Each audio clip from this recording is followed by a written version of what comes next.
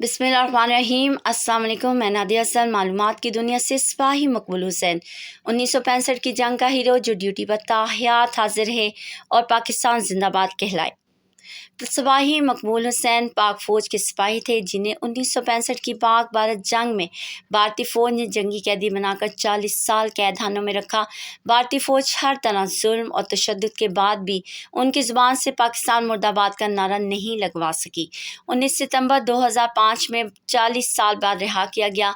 उनकी ज़ुबान कटी हुई थी, वो बोलने की सलाहियत खो चुके थे, लिहाजा उन्हें बल्कीस सीधी सेंटर भेजा गया और उनके बारे में इश्तिहारात दिए गए। उनकी एक बहन हयात थी, उस बहन का एक बेटा बिशारत हुसैन फ़ौज से सुबकदोश शुदा था। उन्हें खबर मिली कि बाहर से वफद जो आ रहा है उनमें उनके मामू भी हैं। वालदा ने जो निशानियां बताईं उससे उन्होंने अपने मामू को पहचाना। सिपाही मकबूल हुसैन को सितारे जुरत दिया गया। उनका इंतकाल 2018 का हुआ। उनको फ़ौजी एजाज़ के साथ दफन किया गया। बहुत शुक्रिया। अल्लाह हाफ़िज़।